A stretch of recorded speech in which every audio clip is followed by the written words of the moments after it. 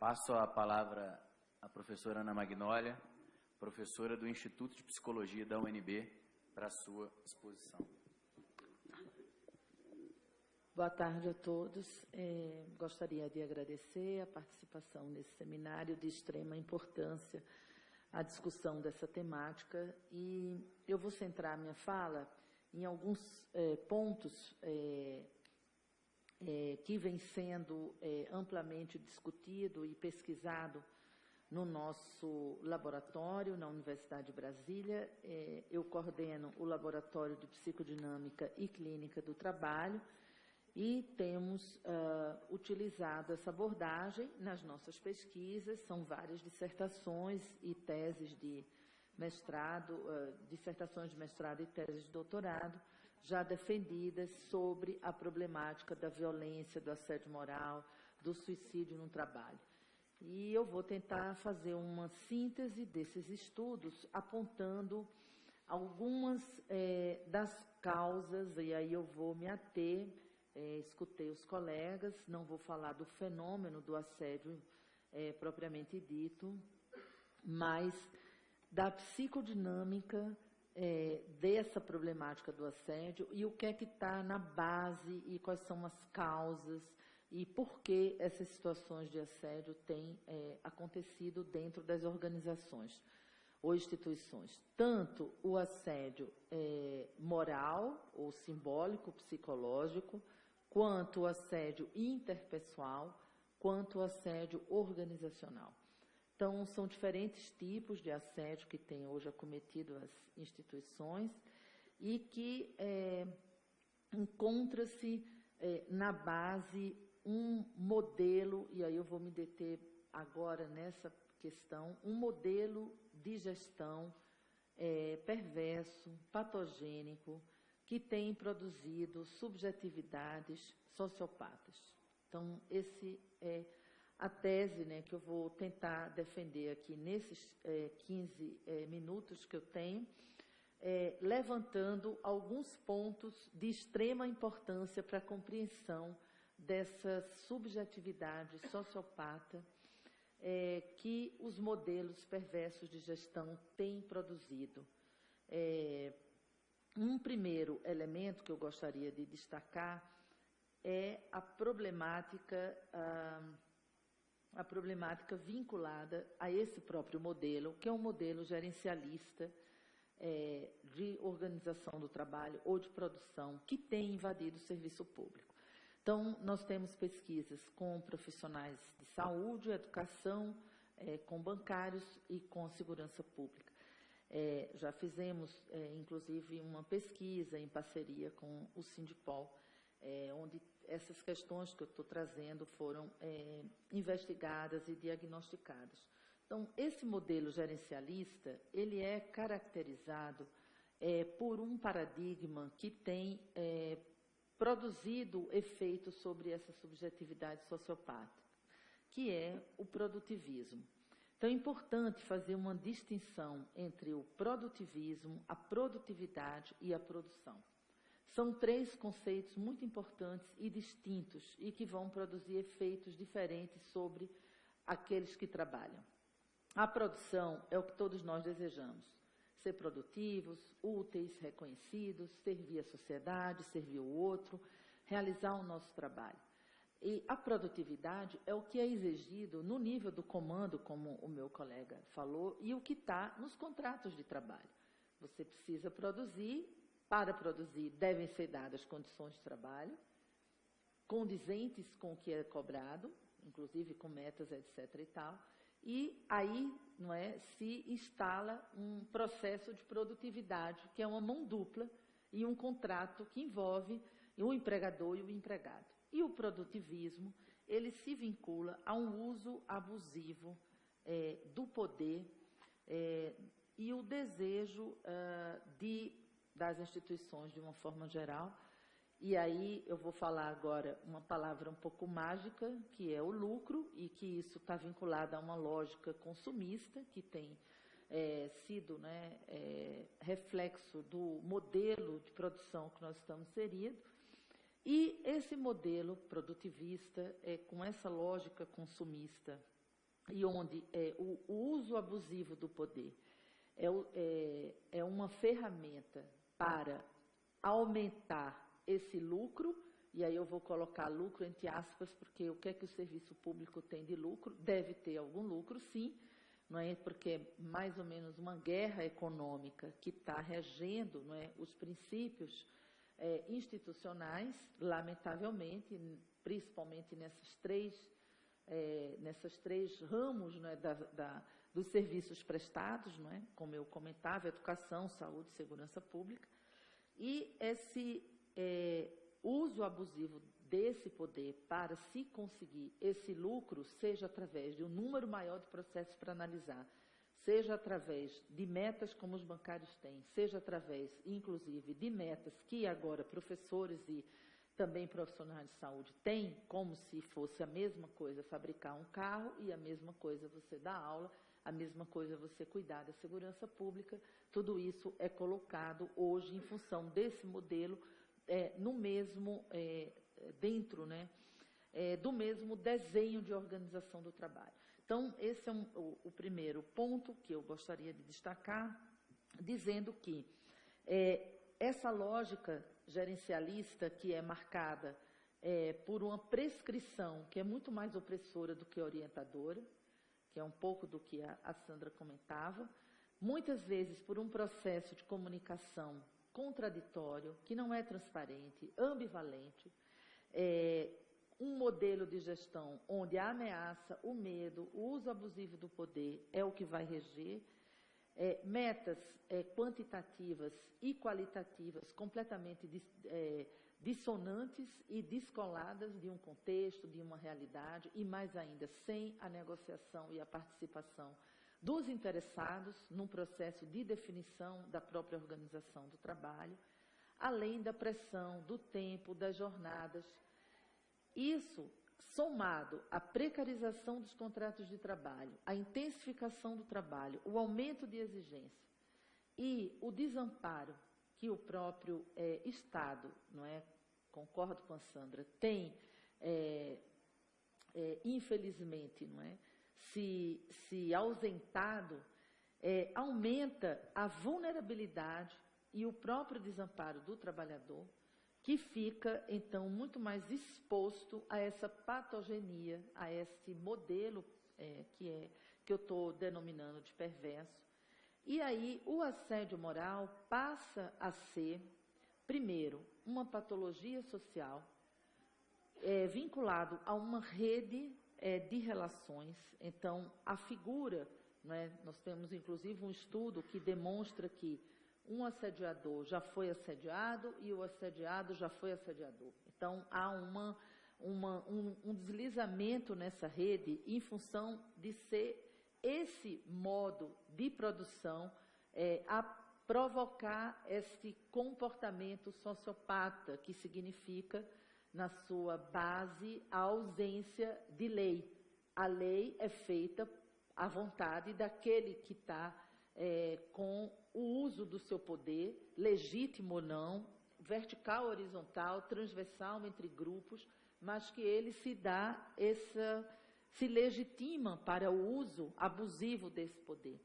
E aí, essa situação, ela agrava o sofrimento psíquico em função, não só, muitas vezes, do trabalho não ter sentido, porque é outro problema que nós temos hoje também nas instituições públicas, todos esses elementos que eu trouxe, produz uma dinâmica de um uso, de uma defesa, que é a defesa que nós denominamos da defesa da virilidade, que não é só utilizada por homens, mas homens e mulheres, que é o se sentir o super poderoso, o semideus, que vai, a partir dessa defesa que ela é construída com base nas formas como esse trabalho está organizado, começa, então, a ser, as pessoas começam a se investir dessa virilidade e, com isso, entra num processo de massacre com o outro, independente do perfil. Pessoas boas, pessoas más, pessoas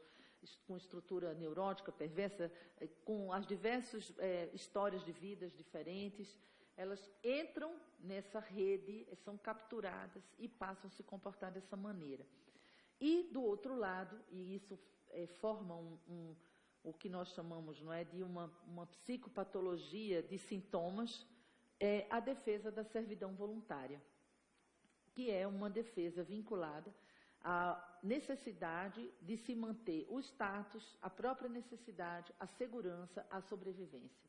Então, em nome da sobrevivência, da disciplina da fome, como dizia o Karl Marx, e da disciplina da vergonha, que é não reconhecer, ou não reconhecer que falhou, que errou, porque o próprio modelo não tem espaço para esse fracasso, o sujeito, então, nós todos, podemos ser capturados por essa estratégia de defesa da servidão voluntária, que vai, então, se articular com a virilidade e aí se transforma num ambiente propício à prática do assédio moral, que é submeter o sujeito a constrangimentos e situações de vergonha e tal. Então, essa dinâmica que é produzida por um sofrimento em função da opressão que esse modo tem produzido nos sujeitos, não é? Vai, então, se desdobrar num comportamento, e é sobre esse comportamento que eu quero focar bem a minha fala e deixar como reflexão para o seminário, que é um comportamento de normotização das psicopatologias do trabalho. Então, o assédio moral nós estudamos como uma psicopatologia do trabalho, como uma patologia social, que está sendo normalizada, normatizada e sendo submetida a um fenômeno que chamamos de normopatia.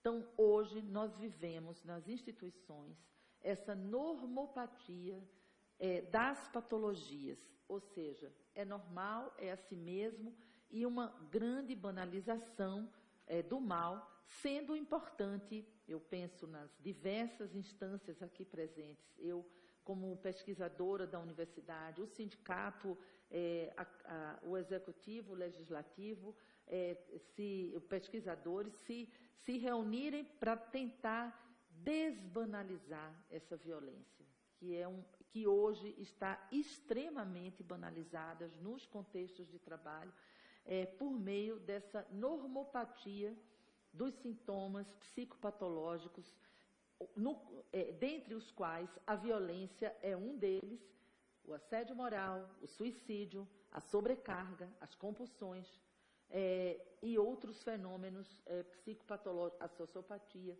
São patologias hoje que são convividas, não é?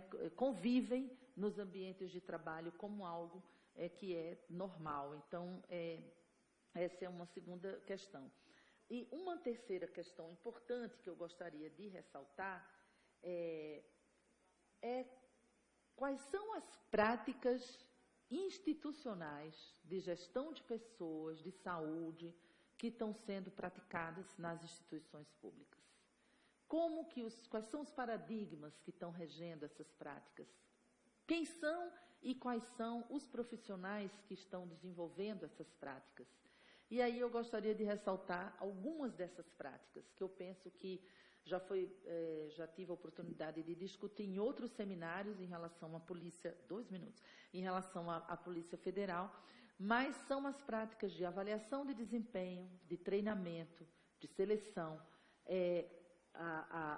as avaliações por competência, os planos de carreira, a mobilidade de pessoal, que é um exemplo, né, que a Sandra deu vivo, né, de como que é feita essa mobilidade, quais são os critérios, de que maneira é feito. Esses programas de saúde, os exames médicos periódicos, as perícias médicas, como é que as empresas, e aí eu acho que é um papel importante também do sindicato, cobrar políticas institucionais de práticas de gestão de pessoas e de saúde, que sejam formas de combater essa normopatia e esse modelo gerencialista que tem, né, na sua base essa ideologia hoje da excelência e do produtivismo.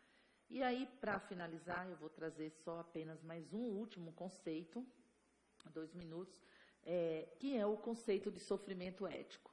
Então, eu penso que hoje os espaços de trabalho, eles estão carentes de uma vivência de sofrimento ético. Sofrimento ético é a capacidade ou a vivência que temos de nos indignar com as injustiças que acontecem conosco e com os colegas. E aí isso tem uma relação profunda com a problemática da patologia da solidão, que o Christophe Dejoux já estudou e o colega falou, com a questão da solidariedade, com o que a Sandra comenta também sobre a questão do testemunho. Então, hoje, essa banalização da violência, que se articula a essa normopatia das situações de opressão e do modelo de gestão como ele é o vigente hoje, praticado, ele passa a ser normal. E aí eu lembrei só de rapidinho, um professor de psicopatologia que dizia: ter cárie é normal, mas não é saudável. Então, nós estamos vivendo essa normopatia de psicopatologias aceitáveis e uma carência de um sofrimento ético, que hoje muitos dos trabalhadores vivem um dilema entre os seus valores e os valores praticados pelas organizações. E o silêncio frente a toda essa violência é o que precisa ser mobilizado. Então, para que esse sofrimento ético possa ser acessado, mobilizado, é importante, do ponto de vista teórico, né, tudo isso que eu estou comentando está baseado, né, em pesquisas e nesse modelo teórico, em 3 elementos muito importantes que precisam ser, de alguma maneira, ativados dentro dos espaços institucionais. Primeiro, o espaço de discussão. Hoje, nós temos um problema em função desse modelo de que não se pode falar o que se pensa, o que se sente, e hoje o controle dentro das organizações é o controle dos afetos. Não é mais o controle do corpo, do trabalhador, não é mais o controle cognitivo, porque hoje é exigido que se crie, se inove cada vez mais, mas o controle dos afetos. E aí a palavra não circula, não se pode falar o que se pensa, o que se sente, e como fazer as negociações e os acordos para ter uma organização do trabalho melhor delineada. Então, as vacinas para essa normopatia seria espaço de discussão, construção de um coletivo de trabalho, que nós estamos na contramão, porque todas as práticas de gestão de pessoas no sentido de individualizar. Hoje nós concorremos, primeiro com a gente mesmo, segundo com o colega, até porque existe a remuneração variada, existe a avaliação de desempenho, é exigido que você trabalhe em grupo, mas a avaliação é individual. Então, são muitas distorções que essas práticas de gestão têm patrocinado e que desestruturam esse coletivo de trabalho. E o terceiro elemento é o reconhecimento. O reconhecimento, que é um reconhecimento de que o sofrimento no trabalho existe, de que é preciso viver sofrimento ético para que alguma mobilização e mudança possa acontecer, e um reconhecimento que é simbólico e que é moral, que é o reconhecimento. Alguém comentou, vou terminar agora com esse exemplo, nós temos um serviço na Universidade de Brasília, na clínica, vou aproveitar para divulgar para vocês e quem quiser fazer a divulgação desse serviço, um serviço em escuta do sofrimento no trabalho, são práticas de clínica do trabalho, é na Clínica Escola da Universidade de Brasília, é um serviço gratuito, que eu coordeno junto com um grupo, né, de pesquisadores, alunos de mestrado e doutorado. Nós temos recebido muitos casos, policiais federais, polícia civil, professores, bancários, muitos servidores públicos têm procurado o nosso serviço para serem escutados, para serem atendidos. E alguém comentava sobre a professora, e eu também falei isso na última, numa fala recente que eu fiz, que é o mais penoso de escutar nesse serviço, né, de escuta do sofrimento, é o trabalhador dizer: eu amo meu trabalho, e agora eu não posso mais trabalhar, porque eu tive um estresse pós-traumático, porque eu vivi um assédio moral, porque eu vivi uma violência, E eu não quero mais voltar para o meu trabalho, eu não quero mais ter esse trabalho. Então, você vê as pessoas que ainda estão nas instituições e que podem chegar a vivenciar, entrar nessa rede, ser capturada por essa rede de perversão e de sociopatia e não querer mais fazer um trabalho que foi escolhido, que tinha um sentido, que era o que ele queria, de fato, desenvolver. Tá? Então, acho que assim finalizo e agradeço aí a oportunidade. Agradeço mais uma vez por compartilhar esse conhecimento conosco, professora Ana Magnólia. O trabalho que eles vêm fazendo lá, muitos policiais federais acabam. Oportunidade, né? Obrigado aí pela atenção de vocês. Boa noite.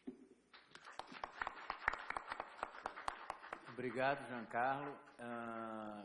Tendo em vista o adiantado da hora, eu vou quebrar um pouquinho o protocolo aqui, se me permitem os colegas da mesa, e perguntar se alguém da plateia quer fazer o uso da palavra. Acredito que não, ninguém se pronunciou. Se algum dos que estão presentes à mesa quer fazer o uso da palavra, em fazendo o uso da palavra, solicito que a gente se atenha aos 3 minutos, para que a gente não se prolongue. Deseja, professor Luiz Sérgio, Sandra? Sandra, por favor. Eu acho que eu posso falar até mais um pouco, porque eu não falei 15 minutos. Brincadeira.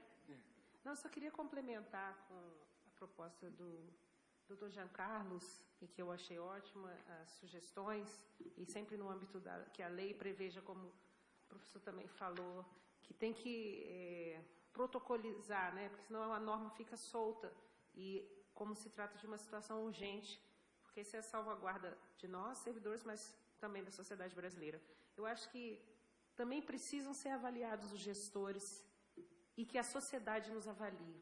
Essa também é muito importante, essa avaliação. A avaliação do servidor pelo gestor é importante, mas que tal a avaliação dos servidores de baixo para cima e da própria sociedade com relação? Eu sei que tem as ouvidorias, mas acho que falta um estímulo maior às entidades e aos órgãos de ouvir a sociedade e que a própria sociedade diga. Por isso que também eu acredito que esse seminário está aqui em razão, nós estamos aqui em razão de nós mesmos, mas sim também da sociedade brasileira. Eu acho que, só para complementar, eu acho que o gestor e a sociedade têm que avaliar o nosso serviço mais e mais. Obrigado, Sandra. Informo que todo o conteúdo do seminário foi gravado e será disponibilizado em áudio e vídeo na página da Comissão Promotora, da Comissão de Legislação Participativa, no www.câmara.leg.br/CLP. Nada mais havendo a tratar, a gente encerra o seminário, convidando os presentes para a audiência pública de amanhã, contratos de concessões de unidades lotéricas pela Caixa Econômica Federal, 3 de setembro, a partir das 10 horas, nesse mesmo auditório. Agradeço aos guerreiros que permaneceram aqui até o final desse seminário, de tão importante monta, e espero que esse seja o pontapé para que a gente tenha realmente um marco regulatório que combata o assédio moral que vem acabando com os nossos órgãos e com a saúde dos nossos servidores públicos. Obrigado a todos, boa noite.